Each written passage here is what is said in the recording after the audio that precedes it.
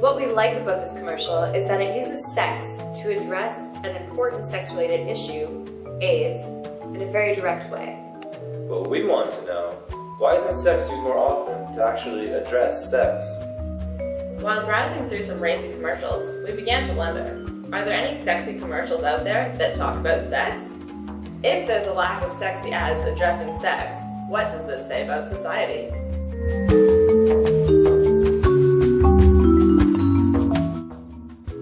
And we decided to take a critical stance to argue that advertising exploits sex to the detriment of society on an individual and on a broad-scale social level in 3 ways.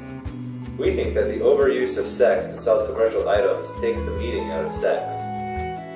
It minimalizes the importance of having open dialogue about sex in light of STDs and important sex-related issues. Open dialogue about sex is the best way to promote sexual safety. While the abundance of sex in advertising makes our society seem liberated, the liberation is superficial. There is little actual dialogue about how sex impacts health and relationships. The lack of directly addressing sex with advertising could even be evidence that Western society is sexually repressed, a la Freud. In addition, on a broader scale, the use of sex is one way that the advertising industries increase consumption, which has many different consequences. For example, sex increases consumption, but overconsumption decreases happiness. We think that advertising can actually be used to open up dialogue about sex by using sex, if necessary, to address sex, relationships, and health-related issues in commercials. Advertising should stop exploiting sex to sell products as it distracts us from important sex-related issues, keeps us self-centered, and perpetuates an unhealthy cycle of social discontent. The overuse of sex to sell commercial items takes the meaning out of sex. It minimizes the importance of having open dialogue about sex in light of STDs and sex-related issues. Lack of open dialogue in society about sex means that for some people, advertising is the primary source of ideas about sex. The overuse of sex in advertising, combined with a lack of comprehensive sex education in schools and at home, has resulted in the trivialization of sexuality. Feminist author Jean Kilbourne says that a lack of education and communication has resulted in school-aged children indulging in random casual sex. Essentially, sex in advertising trivializes sex and gives it a narcissistic feel. Why is there a lack of accurate sexual information available to young consumers through advertising? North American society is not comfortable talking about sex. The amount of sex in European advertising is a reflection of the level of open dialogue about sex. We think that North America's lack of open dialogue about sex is reflected in its conservative advertising.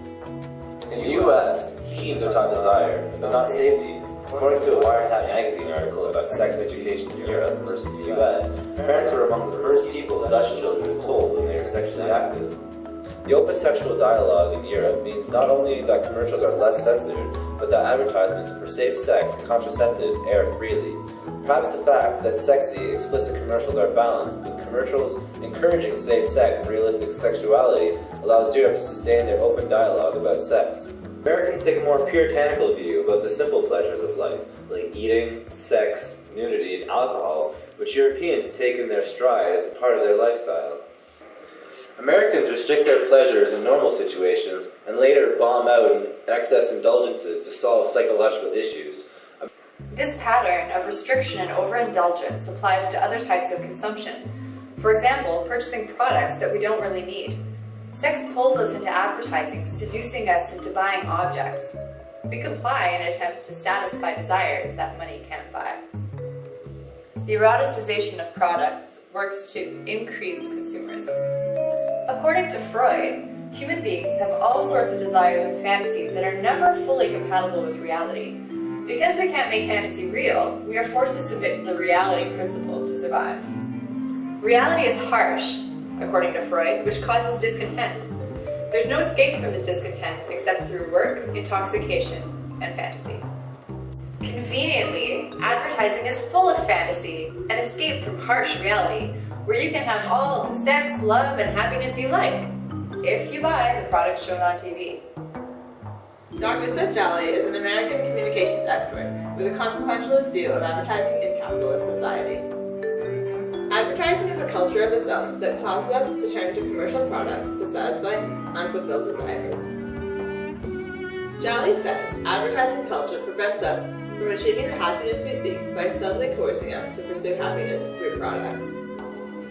Eroticism is an effective way to keep us in a cycle of buying products to feel happy, not feeling happy, and therefore buying more products.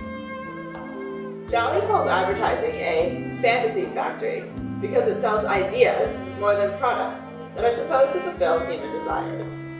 As Jolly explains, the cruel illusion of advertising is how it links those things that we really want, family, love, to a place that we can never get them, the marketplace. In addition, advertising's exploitation of sex is damaging on a broader social scale because it is used by the industry to 1. Keep people focused on the present moment, 2. Encourage over-consumerism, 3. Celebrate individualism, and 4. Distract us from important health and social issues.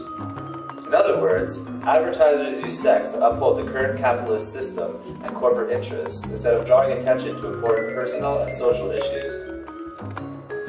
As sex becomes more explicit and shocking, it is increasingly hard to avoid. Sex itself in society becomes more and more distorted and trivialized. We participate in an advertising culture that doesn't help us understand what's really important. When this distortion of sex in reality is coupled with a lack of open dialogue about sex, you have harmful consequences on both personal and societal levels. The solution to overcoming the threat of advertising culture, from a Marxist perspective, would be the audience-led instigation of a revolution that would match the scale of the capitalist revolution. Incapacitated audiences may eventually become conscious of the repressive function of the media that directs their thoughts and budgets to their own detriment while benefiting others, namely media industries. Something would have to act as a catalyst, causing consumer consciousness, resulting in first, social collectivity, and then collective action against advertising industries. As long as consumers believe that their own power of autonomy in action and thought is superior to that of the industry's influence, it is unclear whether an ideological shift could happen. We came to the following conclusions. The advertising industry exploits sex to sell products. Partly due to its Puritan roots, North American society on the whole is closed to talking about sex directly. The combination of society's reluctance to talk openly about sex, plus the advertising industry's trivialization and distortion of sex, is harmful on an individual level. From a Marxist perspective, this dominant, destructive ideology will only end if consumers regain consciousness of the gravity of the implications of advertising culture and invent an alternative to the current system. We don't know if people will ever bring down advertising culture. By borrowing from Freudian theory, it's possible that increasing dialogue about sex in schools and families could increase sexual fulfillment. Being comfortable with our own sexuality means we'd be less susceptible to erotic advertising and less likely to turn to products to satisfy unfulfilled desires. If we no longer try to use products to satisfy desires, consumers' behavior may decrease, along with the individual and societal consequences of consumerism. In conclusion, we'd like to see more commercials like this French ad for AIDS, talking openly about sex, using sexual content positively to draw attention to social issues. We could take it as evidence that society is growing more comfortable with sex and sexuality.